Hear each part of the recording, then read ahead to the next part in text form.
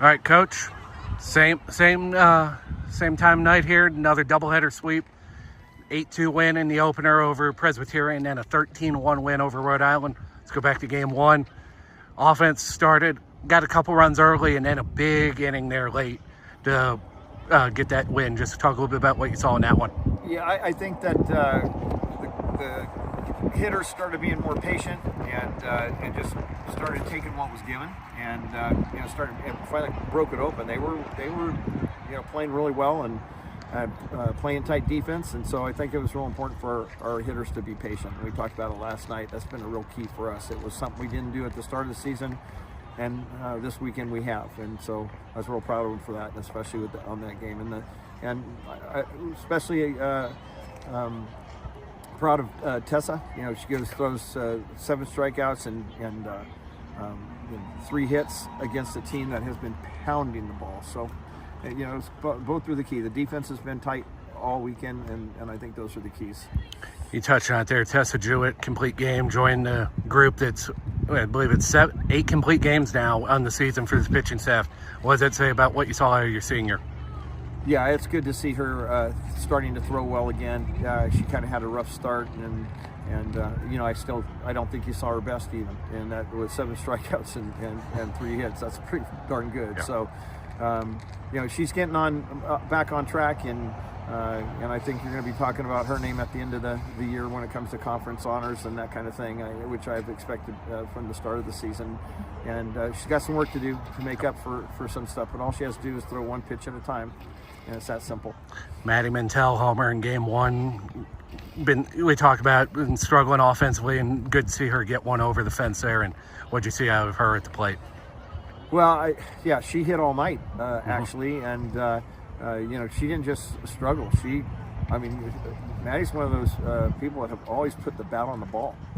Put it on the grass and moved runners around and got the next batter up. And she hasn't always been known for the long ball, but man, she tattooed that one. That was a no doubter when that happened. But what was really important about it was we had gone down 1-0 on that, and so we were behind, and sometimes that can be demoralizing and kind of set you back on your heels. And that was probably a real huge morale boost for us to have her do that and put us back on top.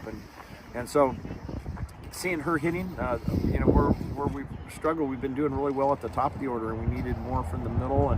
And Maya started, just exploding, and then we needed something else behind that, and it's starting to happen.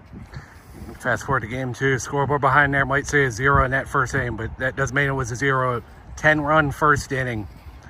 First off, have you seen anything like that in your time coaching? Second, what does that say about what this offense has figured out here this weekend? I don't know.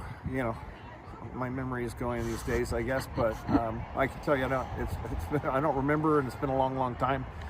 So it was nice. It was kind of nice to finish the night giving a cushion to my freshman pitcher. She doesn't seem to need a cushion, I guess, but it was nice to give that to her and give the team that. And it was a long day. It's very cold. And so, we're really nice to have 4 W's after day 2. And so it was great to do it, putting the bat on the ball, pitching and defense right there.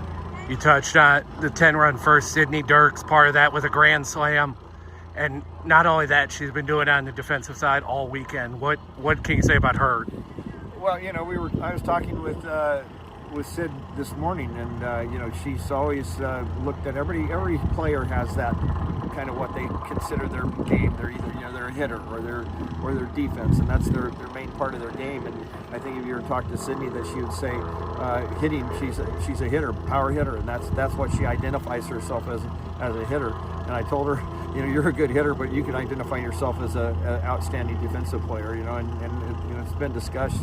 She struggled a little bit in the field last year, and that is long gone. She is absolutely not just making the basic plays, she's making outstanding decisions out there, making just some unbelievable throws from different arm angles all over the field. And so she's really coming into her own, especially on the defensive side. And I know she wants to hit better, but that's coming as well. Not only her, but the entire defensive unit, both games have been there making really spectacular plays.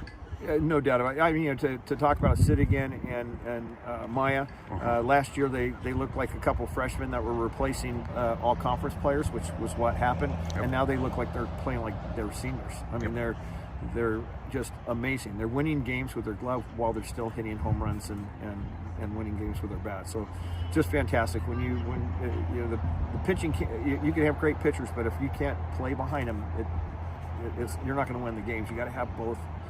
Both of them are part of the defense, and they've been a big part of our success from the pitching standpoint as well. You touched on it there, AG, again, another complete game, just doing what she's been doing. What else can you say about what she's done here this weekend and to start her career? Yeah, there's a good lesson for a lot of people. You get anxious and if things aren't going well, or you don't get a win, and then you try to overpitch, overthrow, and then it just kind of snowballs. And she's just, the first pitch she threw in her career down in Florida to the last pitch she pitched this evening, it's been the same, the same kind of look on her face, the same presence, the same composure, and it's a good lesson for everybody. Whatever you do in life, she's just steady and consistent, and it pays off for her, and it's paying off for the team. One more tomorrow, final day of the Catamount Classic. Just what we need to do to get the final W against A&T. Well, what we've done from the start of this our tournament here was really important for us to do well here. And instead of worrying about winning 5 games or 4 games or how many ever games we were going to win in our own tournament, it started with just one pitch at a time, one inning at a time, and one game. And then we moved on to the next game, worried about that. So we're coming to the 5th game of the tournament for us, and we're just going to approach it like we did the first, and we're just going to go at it one game at a time. A&T's had a good tournament. They've got a couple wins. They are a very athletic team, and they can hit. So we've got to keep them off balance at the plate, and continue to do what we're doing out in the field, and also at the plate for ourselves. Appreciate it, Coach. Congrats on the wins. See you tomorrow. Go Cats.